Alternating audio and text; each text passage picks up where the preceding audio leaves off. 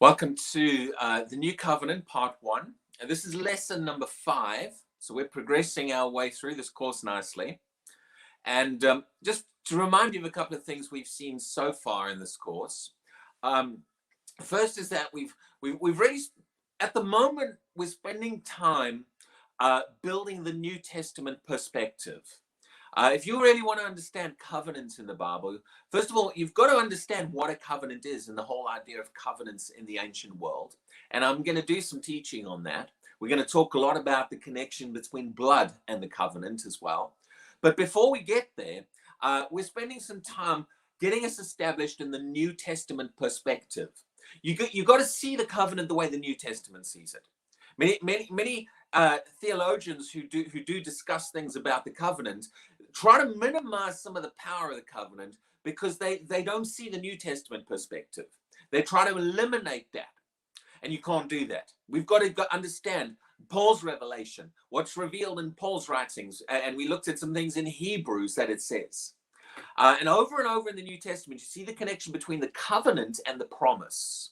And hopefully now this idea of these three words, promise, covenant, and law, is starting to get a bit more established inside of you. And you begin to realize, especially as you read the New Testament, highlight or stop and notice when it says promise or covenant. And you can distinguish, now we know it's talking about three different things. Paul distinguishes these three different things and wants us to understand particularly the promise and the covenant. Even though there's often been an emphasis on the law. Now, last week, we really dug into Hebrews 6, and we showed this passage where it's particularly, I believe it's verse 19 or something, I can't remember which verse it was, but it says that God determining to show to the heirs of, more abundantly or without doubt, God determining to show more abundantly to the heirs of promise. In other words, God made up his mind, he wanted to show something. He wanted us to see some things. He wanted to show us something, the people he made the promise to. It says, God determining to show more abundantly to the heirs of promise the immutability of his counsel. In other words, God made a promise. He gave them his word, and he wanted to show man how unchangeable his word is. The people he gave the promise to. And then it tells us, how did he do it? He confirmed it, his promise, his word, with an oath. That verse indisputably it combines and connects the promise to the oath. We've seen it through Abraham. The reason God made the promise, made the covenant in Genesis 15 was directly connected to the promises that God made. We went through that pattern, Genesis 12 to 15. Don't lose sight of that as we go into some other things. We'll progress past Genesis 15 in this course a little bit at different stages because there's more we want to see about Abraham. But before we do that, I want to look at something in Galatians. We're going to camp a little bit in a verse in Galatians now from this. And you need to understand this. Once a covenant is established, it redefines the whole relationship. A covenant is not just part of the relationship. The covenant becomes everything about the relationship. It defines the whole relationship. It's not just an add-on, okay? When a couple gets married, their entire relationship is now defined by that marriage relationship. And it brings changes. They move in together and all kinds of things like that. And there's a name change, and there's, all kinds of things begin to happen because of the marriage. See, the covenant, and marriage is actually a form of covenant. It's a type of blood covenant. That's why we'll see the connections between a lot of things in marriage that you begin to see in the covenant with God. And God uses marriage to liken his relationship to us. Why? Because marriage is a covenant. And our relationship with God is a covenant relationship. Don't disconnect that when you see the Bible talks about the bride of Christ, and in Ephesians it likens the husband and the wife and the way Christ is toward the church. Don't disconnect the concept of covenant in there. There's a reason he's using marriage to liken our relationship, because it's a covenant relationship. All right? But you see, once people enter into a covenant, it redefines the whole relationship. The relationship is on a new level, a new type of relationship now, that the covenant becomes central to everything. This is why it's so significant that God made a covenant. God could have chosen to do this differently. He could have just kept us more distant and all kinds of things. He chose to come into a covenant relationship. Now, it's not wrong for us to live the relationship like it is a covenant relationship. People feel bad about really taking advantage of the benefits of the covenant, like almost like we don't have a right to. Like, maybe God doesn't want me to. No. God is the one who made the covenant. He chose for this to be the type of relationship that is the basis of our relationship. That's like a husband and a wife getting married, and then the wife walks around and says, I can't really move in, and I can't really, enjoy any of the benefits. And maybe I should just live in a shed, down the bottom of the garden. I know we're married. I know we got to, you're wealthy, and I came from a poor background. Maybe I should just live in a shed at the bottom of the garden, even though we're married. And maybe I really shouldn't take your name, and I shouldn't use it because, I don't have the right to use your name. I know we're married, but I can't use your name. That's ridiculous. You don't do that in a marriage. The relationship is defined by that, and the benefits of that are to be enjoyed. It's not wrong for us to take advantage of the benefits of the covenant. God gave you the covenant because he wants you to take advantage of the benefit of the covenant. He chose to enter into this type of relationship because it's the type of relationship he wants to have with us. Okay? So the covenant redefines the whole relationship. And if you try to live the relationship with God without understanding how the covenant has redefined it, you'll struggle in a lot of areas. You'll struggle to understand if God wants to answer your prayers. Well, covenant gives you absolute assurance he will, and he does, and he has. Okay? Covenant is your absolute assurance in every area because this becomes the whole basis of the relationship. Right? Now, in that relationship, you need to understand this. There's two sides, there's two parts of the relationship that you need to understand and get a hold of. Okay? The first is the legal side of the relationship, and the second is the relational side of the relationship. Now, as a whole, a married couple doesn't spend their whole life focusing on the legal side. Okay, unless things go wrong. Then they want to get divorced. Now the legal side becomes an issue.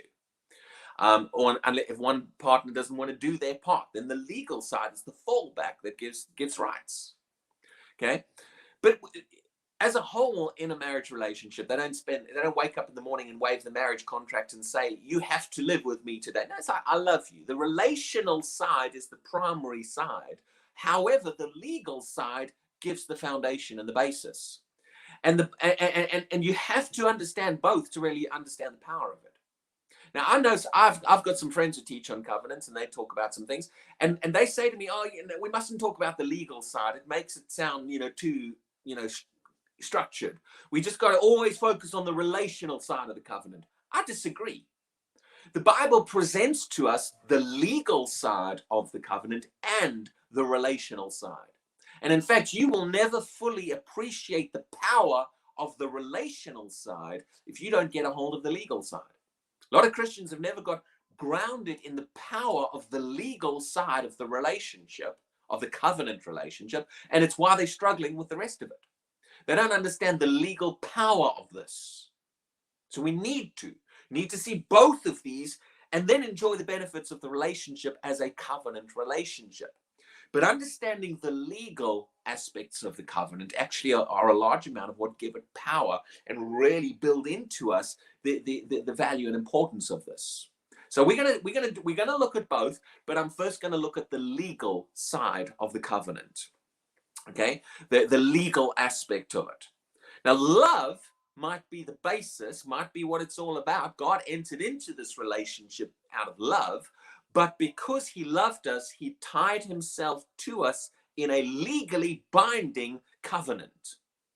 So you've got to understand, love is what it's all about, but the legal side is very important too for us. God didn't do this because he was concerned he'd break his word. He did it because he wanted you to understand he'll never break his word. He said, I'm willing to commit myself to you to this level so that you see how serious I am about you. So the more we see the legal side of it, the more we begin to grasp how powerful this is and what God has actually done and how significant it is that he did this. Okay, so let's go to Galatians 3 and let's look a little bit at the legal side of this. And then after we've done this, with the time that we have left today, I'm going to start to show you how seriously God takes covenant. There's a number of things in the Old Testament that show us how important covenant is to God. There's quite a few things that happen. In fact, some of them are scriptures that don't make a lot of sense to us if you don't understand covenant. But what they do is they show us how serious covenant is to God and why God does things a particular way that sometimes we look at and think, it just doesn't make sense. Well, it's covenant at the root of it. But what it teaches us is how seriously he takes covenant. Once you understand how seriously he views covenant, you will realize he'll never break it. This builds in a strong confidence into you, the power of covenant. When you see over and over in the word how significant covenant is to God and how seriously he takes it, and he will not break it. Okay? Now, let's go to Galatians chapter 3. Galatians 3 verse 15 says, Brethren, I speak in the manner of men, though it is only a man's covenant. Galatians 3:15. Brethren, I speak in the manner of men, though it is only a man's covenant, yet if it is confirmed, no one annuls or adds to it. We're going to break some of these words down to help you to understand a little bit about what these words are saying. Now, actually, let's pause on verse 15, then we'll continue. Actually, before we pause on verse 15, notice if you were to go back to verse 13 and 14, he talks about Christ has redeemed us from the curse of the law, and he talks about that the blessing of Abraham might come upon us. He talks about the promise. All in here, again, we've looked at this previously. You see him revolving around these words, promise, covenant, and law. All right? And after talking about the promise, he then starts to go into the covenant. And he likens some things to, though it is only a man's covenant, I'm going to talk about this concept of a man's covenant, yet if it is confirmed, no one annuls or adds to it. Let's break this down. Now, he starts off, he says, let me talk to you in the manner of men. In other words, let me just talk on a human level for a moment. Now, he's trying to get you to understand some things about promise and covenant, but he says, let's just talk about how it is between men. Though it is only a man's covenant. In other words, even if it's a covenant between two human beings, he says this is how he wants you to see how powerful covenant is. He says when two human beings make a covenant, he's not saying, though it is only a man's covenant, he's not saying our covenant with God is only a man's covenant. He's giving us an illustration of the power of covenant, even when it's only made between two human beings. He says, let me talk to you for a moment about things on a natural level. When men make a covenant, this is how powerful it is. Okay, he says, yet if it is confirmed, no one annuls or adds to it. He says, even a human covenant, once it is confirmed, now that word confirmed, I've given you these in the notes. Some translations of the Bible actually use the word ratified. Once it is ratified. Now, I'm not a lawyer, but or a solicitor, but that is legal terminology. When you ratify something, we might say this: you sign along the dotted line. All right. Let me give you some of the definitions of the Greek word of this word here. It's in the New King James, it says yet if it is confirmed. Some other translations say ratified, and both meanings are in the original Greek.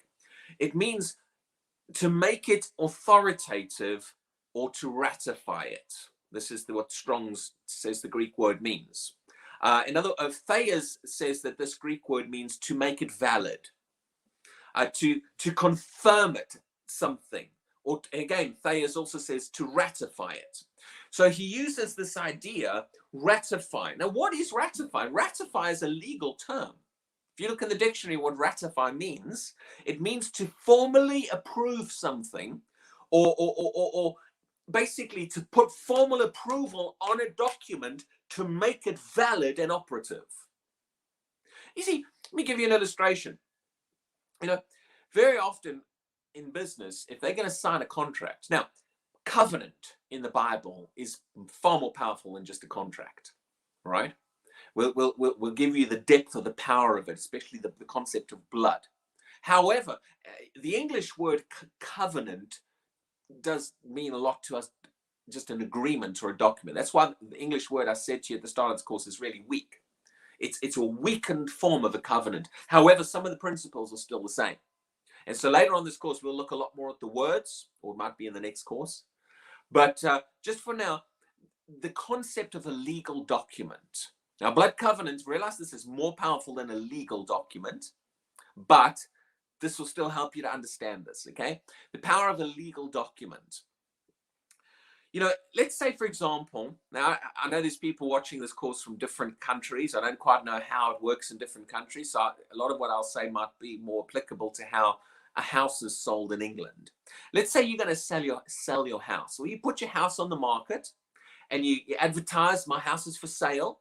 And then what happens, the way the process works, is that people come and look at the house. Oh, I'm interested. You know, I'd like it. And at that time, you know, oh, yes, I'm going to make an offer. And then you never hear from the person again. It's just their word.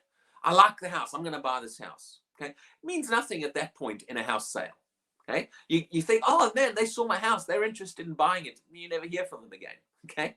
But let's say someone is interested.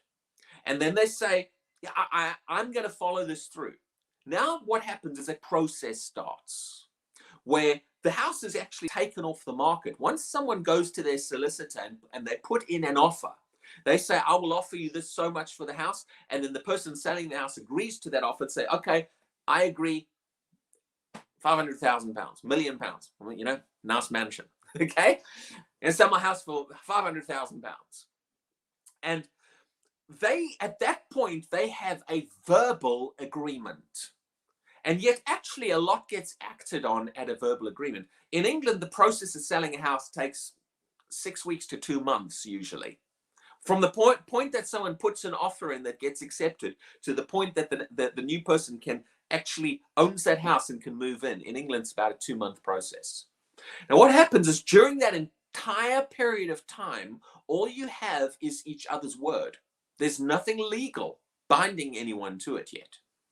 So the seller takes the house off the market, and from that point forward, the house is considered to be under offer. It's not sold yet, and it still belongs to the seller, the person selling the house. But a process, they start to do various checks, credit checks, all kinds of different things. They check whether the house is actually not about to fall apart. You know, surveyors check the house. And it goes to the solicitors. Now, what happens is the solicitors start to prepare a legal document. And it's the contract. I don't know exactly all the terminology. They prepare a contract. They write the contract to all the terms of the sale. Now, just because the contract is written doesn't mean it's legally enforceable yet. It's written, the paperwork's prepared, but nobody can enforce that contract yet. Okay, why? The contract's not been signed. So throughout this period, 6 weeks up to 2 months, sometimes it even takes longer, at any point, the person selling the house can change their mind and say, no, not selling my house. Sorry, we're taking it off the market. We've decided not to sell. And you know what? The whole process falls apart. Because it's all based upon their word at this point. And the person who put an offer in for the house, they might have done all the surveys and they can walk away and say, no, I've decided not to buy. I'm going to buy a different house, or I'm just not buying it all.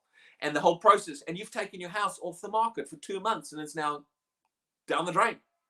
You've lost the sale, okay? Nothing's enforceable. You can't take that person to court and say, after lost 2 months of trying to sell my house and now you walked out the door. No, it's not enforceable, okay? Documents are prepared, but they're not yet signed. Now, what happens is right at the end of this process, when everybody is ready, they agree a date. And they say, okay, from this date, the house will be sold. And at this point, the contracts get sent to each person, the buyer and the seller, and they sign the contract. That is when the documents become legally enforceable. Once those documents are signed, well, they sign them and send them back to the solicitors. Okay, because you can sign it and then pretend you never signed it, okay. But once it's signed and sent back to the solicitors, that document is ratified. Once it is confirmed. Now, once those documents are signed, once you've signed that document, you might wake up the next morning and thought, what have I done? I don't want to sell my house. You call the solicitor and says, no, I don't want to sell it. The solicitor, sorry, contracts have been exchanged. That is nothing you can do to stop this process now. Once it is ratified, once you sign on the dotted line, before it's signed, that document cannot be upheld in a court of law. Even though the wording of the document is in place, it's not yet been confirmed. It's not yet been signed. But once it is signed, once it is ratified, once it is confirmed, it is now in motion. You can't just walk out the door and change your mind. You are now bound by the terms of that contract. Well, last week we used the word fence. You're now fenced in. You now have to do it. You have to follow through. This is what he's saying in Galatians here. He's trying to show you once a covenant is ratified, once it is confirmed, what does he say next? Once it is ratified, even just a covenant between human beings, Galatians 3:15, though it is only a man's covenant, yet if it is confirmed, no one annuls or adds to it. There's two things there. He says you cannot annul it, and you can't add to it. Now, I've just given you an illustration over just legal documents. A covenant is far more powerful than legal documents. These days, people find ways out of legal documents. They've got all the small print. In a covenant, the kind of covenant we're talking about, the Bible covenant, there is no small print. There is no way out.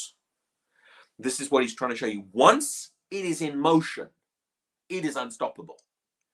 You can't say, I changed my mind. I don't want to do it. No, it's unstoppable. He says it cannot be annulled. Now remember, who set the covenant up? God. We saw this. God is the one who set this covenant up, and he fenced himself in. He set it in motion. This is not just a man's covenant. This is God's covenant.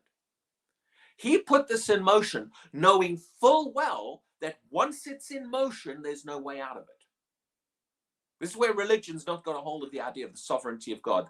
They teach God can just change his mind anyway, any day. No, it's gone. He's put himself into a covenant situation that is legally enforceable, that there is no way out of. Now, he did that because he knew he would never change his mind. But he knew there'd be religious people all over this planet teaching that he changes his mind.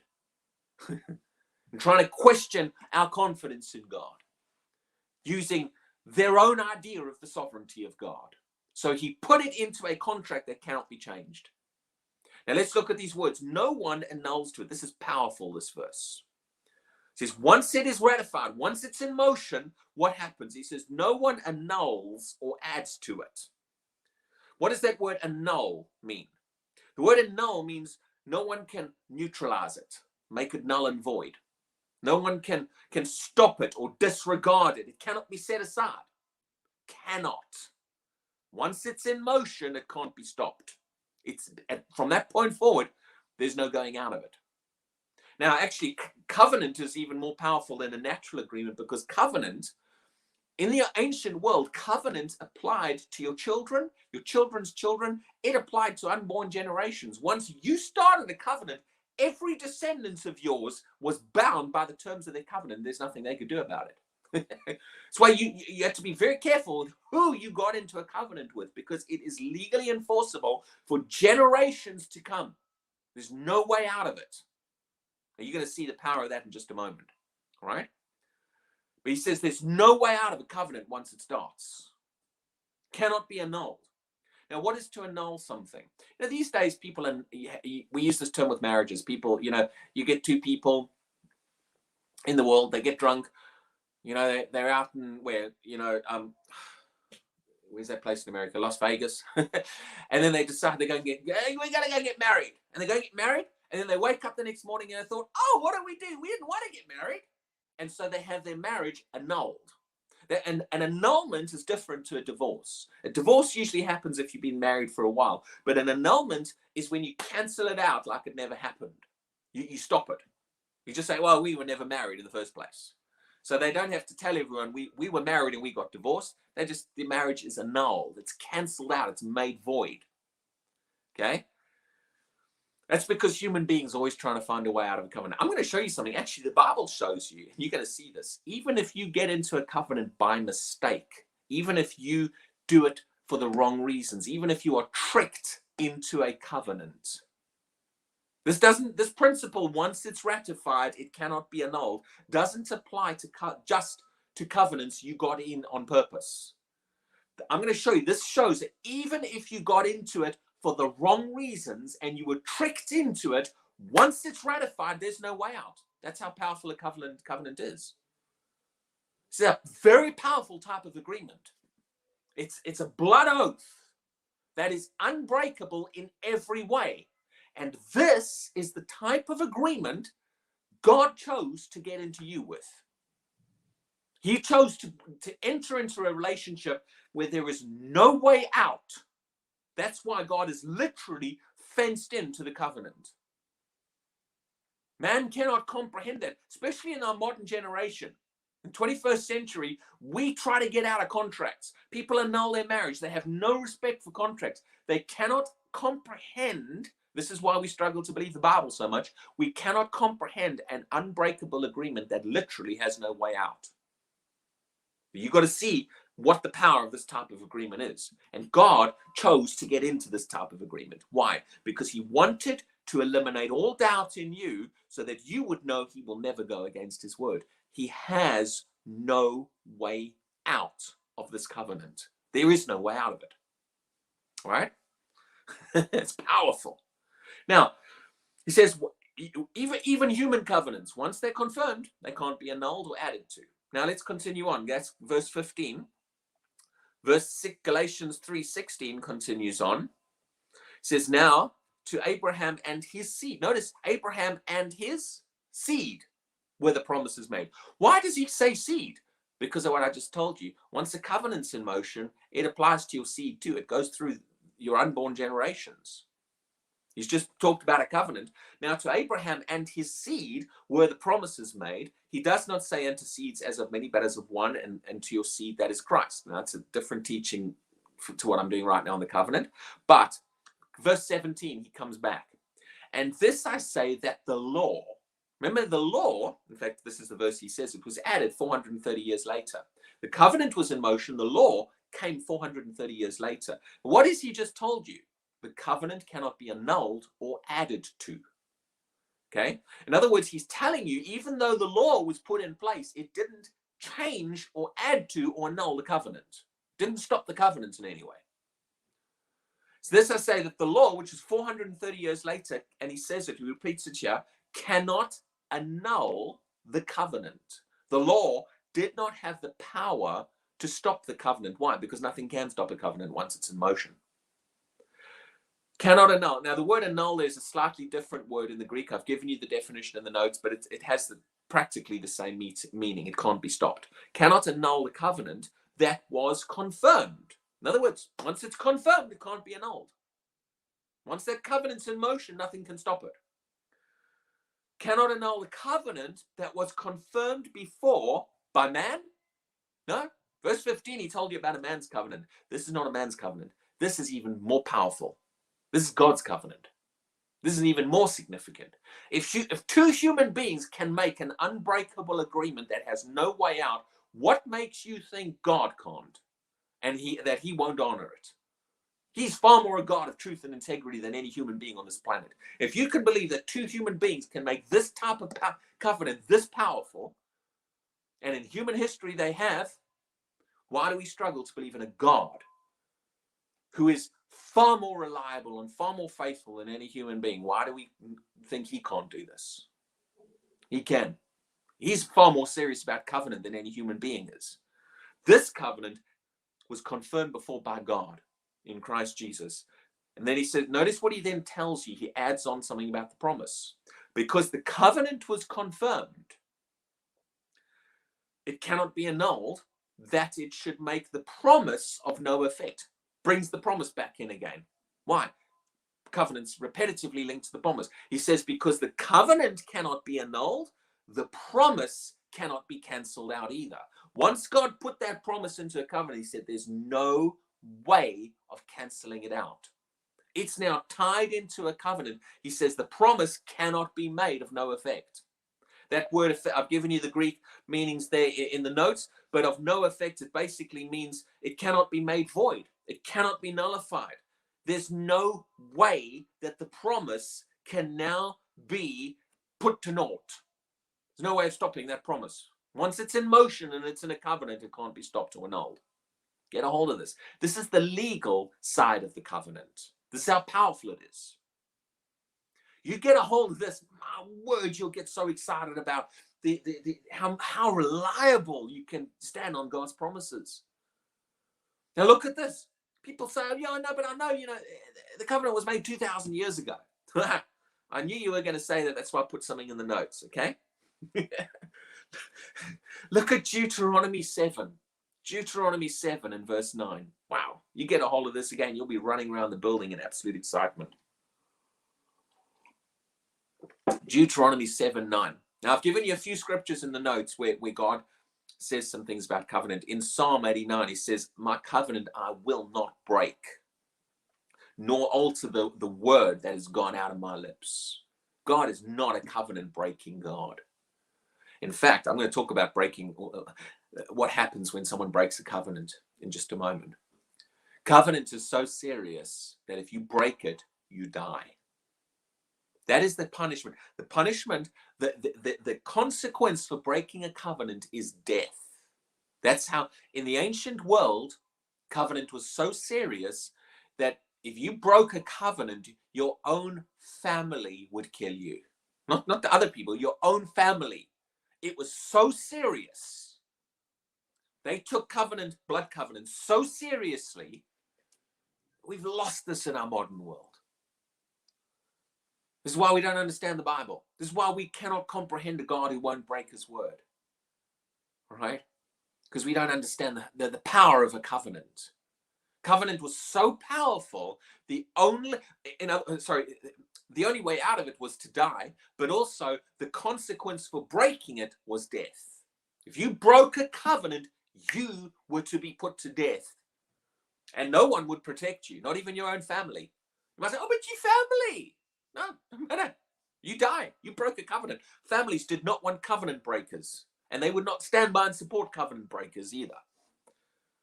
They'll put their own family member to death if they broke a covenant, because this is serious.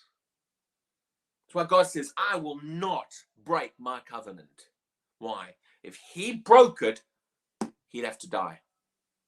I'm not just talking about the death of Jesus. I'm talking about the cessation of the existence of God. You don't want that to happen, I promise you. Everything else, he holds the whole universe together. If God died and ceased to exist, this entire universe is nothing. Gone in a moment. Okay? You better be very grateful God does not break his covenant. Okay? All these religious people teach you, oh, God does it sometimes. And so, I know God said he'll answer your prayer, but, sometimes he just doesn't want to. You just called him a covenant breaker. You better watch out what you're calling God. I find it very offensive when someone tells me my God is a covenant breaker. I don't like that. I do not appreciate that. I'm family to my God. Okay? You're family. I do not appreciate there being a covenant breaker in my family. And I do not appreciate someone accusing him of being a covenant breaker. But see, theology just, they don't see the power of this, so they flippantly, oh, I know God promised it in his word, but you said that was 2,000 years ago. He doesn't really want to answer your prayers anymore. Really? Are you telling me my God breaks covenant? No. He's God, he's sovereign, he can do whatever. No, you can't do whatever he wants. He made a covenant. Can't break it. It cannot be stopped. It's unbreakable. Literally unbreakable. Okay? Let me get to Deuteronomy 7. Deuteronomy 7:9. Well, let's read from verse 8. Deuteronomy 7 verse 8 says this: but because the Lord loves you. Now here's the relational side. Why did he do this? Love. Love will commit somebody to someone else in an amazing way. Okay, we'll talk about that when we talk about the relational side of the covenant. But here it says, because the Lord loves you, and because he would keep the oath. Now you know what the oath is. Because he would keep the oath which he swore. It's not just New Testament terminology, oath and swearing. It's in the Old Testament too. Okay, because he would keep the oath which he swore. Same words we saw in Hebrews. To your fathers, the Lord has put you out, has brought you out with a mighty hand. He's talking about bringing them out of Egypt and redeemed you from the house of bondage, from the hand of Pharaoh, king of Egypt. Now I'll show you this. We'll do a lesson on this later on. But over and over again, you find the covenant is connected to being set free from an enemy. Wow. That's why Jesus, I'm throwing this out a little bit ahead of time. But you see, he talks about the oath, and he says it's because of the oath he brought you out of Egypt, set you free, delivered you. That's why Jesus, he comes in Luke 13, there's a woman bound by a spirit of infirmity, and Jesus says, ought not this woman, being a daughter of Abraham. What does that mean? She is in covenant. No matter this is hundreds, thousands of years after Abraham, she's a descendant of Abraham. She's in a covenant. Ought not this woman be loosed from this bond? Doesn't matter if it's the Sabbath day. Basically, is what he's saying. Because they're all like, oh, you can't heal her on the Sabbath. She said, it makes no difference what day it is. She's a daughter of Abraham. She's in covenant. And the covenant, foundationally built into the covenant, is freedom from an enemy. That's why David knew he was going to beat Goliath. Any enemy. Doesn't matter if it was Egypt. Doesn't matter if there's a satanic, demonic, darkness, forces of darkness. Doesn't make any difference. Throughout the Old and the New Testament, the concept of being set free from an enemy is built into the very foundation of the covenant. That's why you know absolutely without a shadow of a doubt, God heals. Because being set free is covenant. It's built into the terms of the covenant. That's why Jesus looked at that woman. She's daughter of Abraham. She's in covenant. There's no question about whether she should be set free.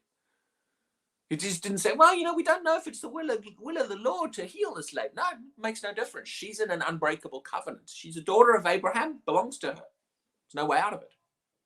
You get a hold of that, you'll begin to realize all of this debate about the will of God concerning healing goes out the window once you understand covenant. There's no debate. There's no argument. There's no question anymore. It's not about the will of God. It's about covenant. I've got a covenant, and within my covenant is freedom from an enemy. Okay? Any enemy. Doesn't make any difference. Any enemy. Freedom from the enemy in the covenant. Let's get back to Deuteronomy 7:9. That was a little bit of side extra, which wasn't in my plans for today. Okay? So he talks here in verse 8, the Lord brought you out from Egypt, out of bondage. Why? Because it's in the oath. It's in the covenant that he'll do that. Verse 9, therefore know that the Lord your God, he is God, the faithful God. Faithful is reliable. Notice this, who keeps covenant. God keeps covenant. He is the faithful God who keeps covenant and mercy for how long? 1,000 generations. Wow. Whoa. How long does God keep covenant for? Now, people debate over how long a generation is. A generation could be 40 years. Even if at the bare minimum you take it as 20 years. Okay? But some people say a generation is 100 years. There's debate. No one's really pinned down exactly how long a generation is. What is the length of a generation? Well, is it the entire length of how long one generation lives? Or is it how long one generation lives until the next generation is born? But so it can be generations anywhere from 20 years to 100 years in most people's eyes. Even if you take it at the minimum, let's go with the lowest figure. Now, a lot of people say average it and say a generation is 40 years. Okay, let's take it at the lowest figure. Generation is 20 years. How many years, if one generation is 20 years, how many years is 1,000 generations? 20,000 years. He says he keeps covenant for 1,000 generations. Even at the lowest figure of how long a generation is, you're at 20,000 years. 20,000 years. Get this. Do you know how long it's been since Jesus? People say, Jesus died on the cross. It's 2,000 years ago. It's a long time ago. It's a long time ago. Maybe God doesn't do these things anymore. Oh, really? You're telling me the God who keeps covenant for 1,000 generations has managed to break that covenant within less than 100, within 100 generations? We're 2,000 years since Jesus. We're only just, if you take 1,000 generations as 20 years and it's 20,000 years, we're only just at the beginning of that time period right now. We haven't even dented the 1,000 generation point. It doesn't matter how much time goes past, God doesn't break covenant. Now, if you take it as 40 years, like a lot of people take it, you're talking 40,000 years. Do you know, okay, it's been 2,000 years since Jesus. Well, how long has it been since Moses and Abraham, even going back before Jesus?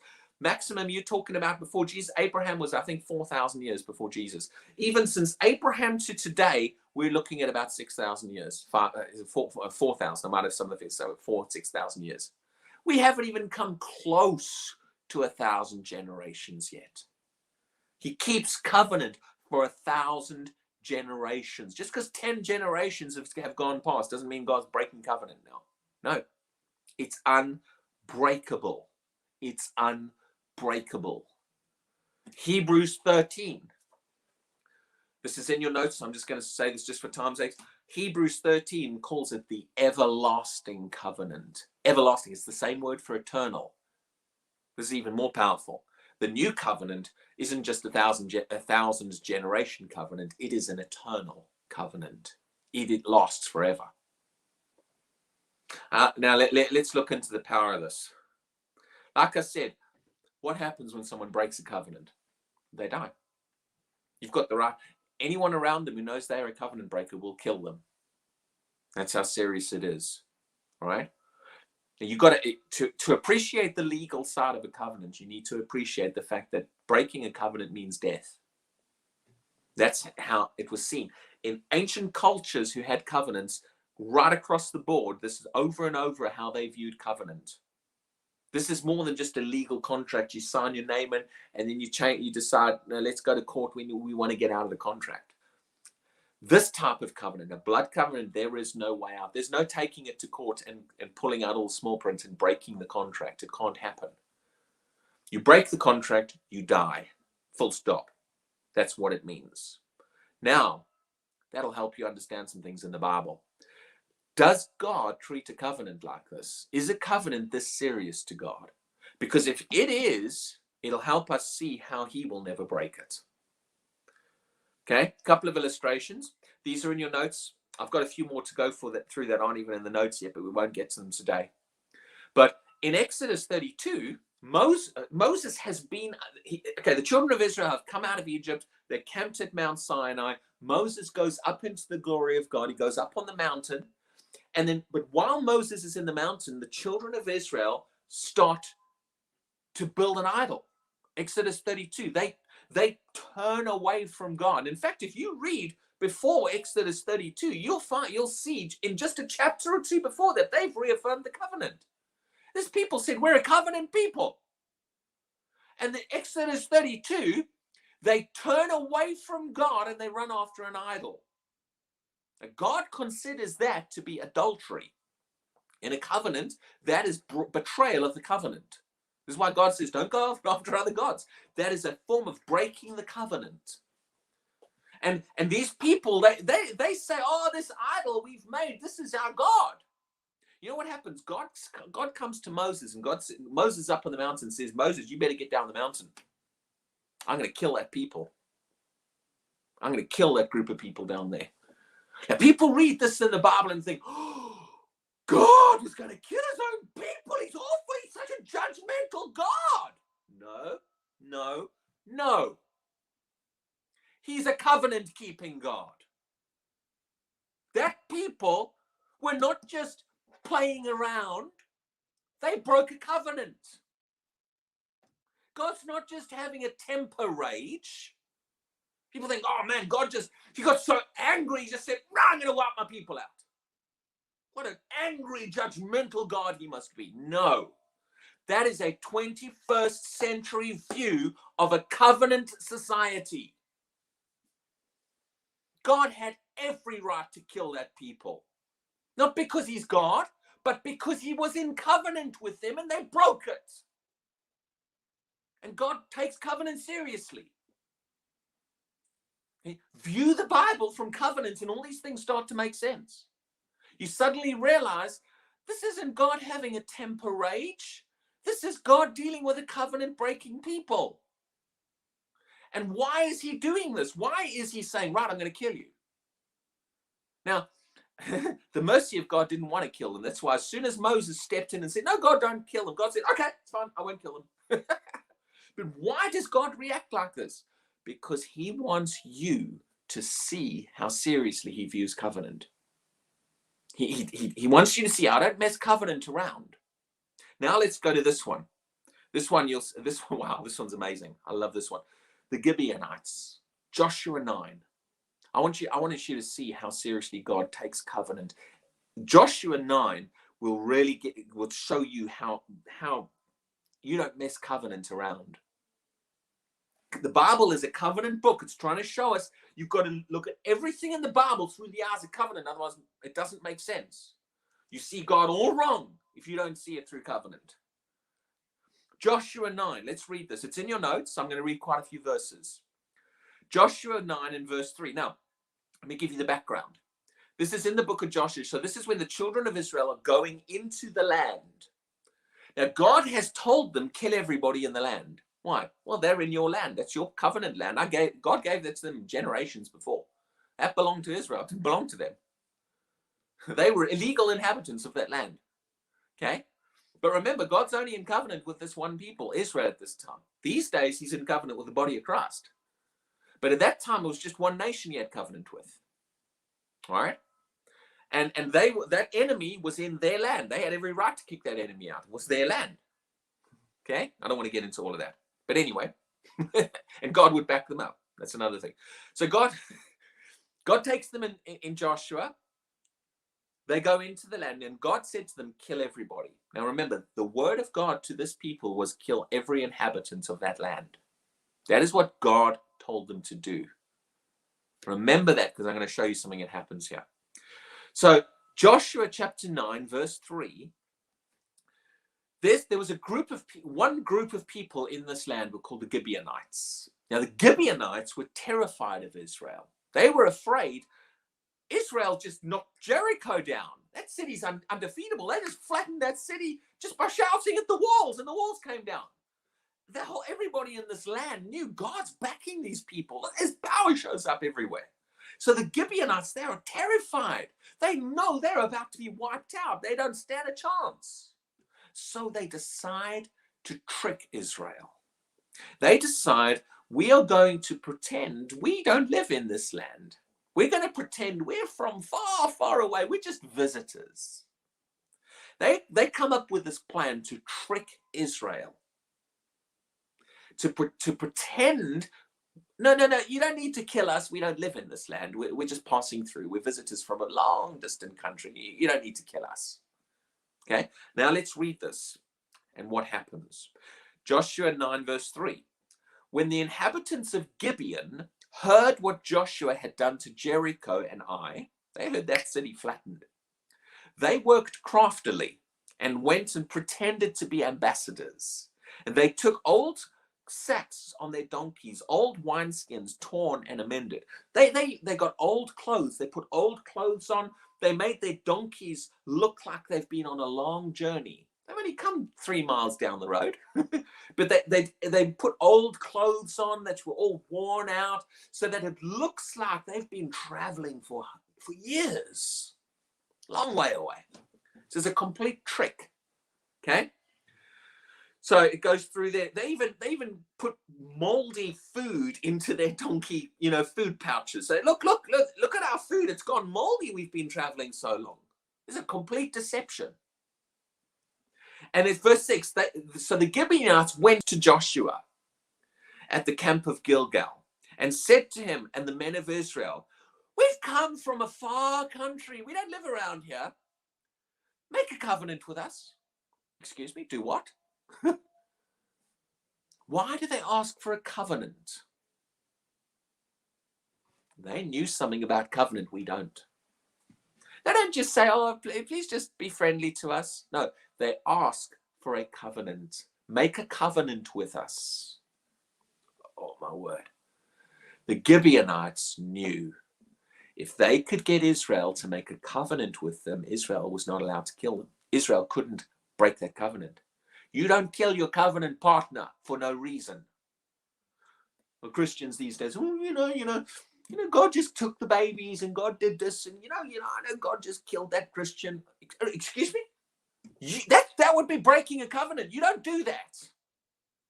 The Gibeonites knew that. We don't. The Gibeonites knew if we can get Israel to make a covenant with us, Israel can't kill us. That's going to put Israel in a dilemma because God has ordered them to kill them. But if we can get them to have a covenant with us, they can't kill us. You're going to see how this dilemma plays out. So now the men of Israel initially says, "But maybe you're tricking us. Maybe you're locals. And how can we make a covenant with you?" You can read this all. It's in the notes. And then they said, no, Joshua, we promise you, we're not from around here. It's a whole deception, the whole thing. And verse 9, it says, "We're from a far, far, far away country. Don't kill us. We've heard what you did in Egypt, but, we're not from around here." Okay? So what happens? Verse 11, again, they say, "Make a covenant with us. Please, make a covenant. We want a covenant with you. Covenant, covenant, covenant, covenant. We want a covenant." They kept insisting on covenant. Why? They knew they can get them to sign a contract. It's not sign a contract. If they can get them to ratify a covenant, they are safe. Israel can't touch them. So they keep pushing this idea of a covenant. Verse 14, "Then the men of Israel took some of their provisions." Oh, my word, notice this. "But they did not ask counsel of the Lord." They didn't check with God. This is a massive mistake they made here. They didn't say, "God, we're not sure about these people. Are they locals? Are they from far? Can you give us some advice?" It says they didn't ask counsel of the Lord. Verse 15, "So Joshua made peace with them and made a covenant with them to let them live." Oh, my word. What a stupid thing to do. Don't ever walk into a covenant with your eyes closed. Remember, once a covenant is in motion, it can't be stopped. No stopping it. You don't just walk into a covenant blindly. This is one of the biggest mistakes that Israel probably ever made. Blindly walked into a covenant without thinking, without checking it with God. They made a covenant, and it says, "And the rulers of the congregation swore to them." They remember covenant, swearing an oath. That's what God has done. So here's Israel now, and right after making the covenant, the truth comes out. They're locals. They've tricked you. Now, just because Israel was tricked into the covenant, does that mean they could annul it? Does that mean Israel could say, "Oh, you tricked us. That's not a real covenant"? No. The covenant doesn't apply. No, it doesn't matter. This is why you don't enter into a covenant without making sure who you're entering a covenant with. Just because Israel was tricked into this covenant doesn't mean they could annul it and walk away from it. See, that's what people do these days. Remember I said they get drunk, they're in Las Vegas, they run in, they make a marriage covenant, and then they wake up the next morning and think, oh, that was a mistake, we can annul that. That is a weak modern generation that doesn't respect covenant. Doesn't matter if you got into it for the wrong reasons, you're in a covenant now. Next time, make sure who you get into a covenant with. It's how powerful covenant is. Why is this in the Bible? God wants you to see how serious covenant is, because when you see how serious covenant is, you'll realize how serious he is about it. So Joshua made a covenant with them. Now you could go on, I've put the verses in there. Now Israel's got a dilemma. God, you've got Israel in the middle of the Gibeonites and God. God has ordered, this is the word of God, the command of God to Israel, kill everybody in that land. That's before covenants were made. Now, Israel has a covenant with the Gibeonites. And because of the covenant, they can't kill them. Israel's now caught in the middle. Do we obey what God says, or do we honor the covenant? How's that for a dilemma? Do I obey God, or do I honor the covenant? Let's see, which did God expect them to do? Did God just say, well, you shouldn't have made the covenant in the first place. Tough for you. Kill them. That's what I told you to do. No, that's not what God said. God had to let Israel break his commandment and let the Gibeonites live. And in fact, God expected them to let the Gibeonites live. Once the covenant was in motion, it couldn't be broken or annulled. You see how serious this is, you'll begin to realize covenant's powerful. God expected Israel to keep that covenant with the Gibeonites, even though they were tricked into it, and even though they now had to disobey God to keep that covenant. That's how powerful the covenant is. So they had to let the Gibeonites live. There was no way out. Now, let's jump forward in time. Hundreds of years. Remember, covenants applies to unborn generations. Once it's in motion, it's in motion. There's no stopping it. Let's jump forward to 2 Samuel chapter 21. This is now during the reign of King David. So you're talking, the book of Judges was around 300 years. Then you've got, so you're talking, this is around 400 years later, approximately. Maybe even more. This isn't even the same generation. Joshua and the Gibeonites who did all the tricking, they're all dead. This is their children's children's children's children. 400 years later. 2 Samuel 21, verse 1. Now there was a famine in the days of David for 3 years. 3 years of famine going on in Israel. Why? Keep reading. Why is there a famine going on? I'll give you the clue. It's because Israel broke the covenant with the Gibeonites. Remember, you break a covenant, you die. They got off lightly by having a famine. God expected that covenant with the Gibeonites to be kept forever. It's in motion. You don't break it. So during David's reign, here's David, the man after God's own heart, the man who loves God, and there's a famine going on in his land.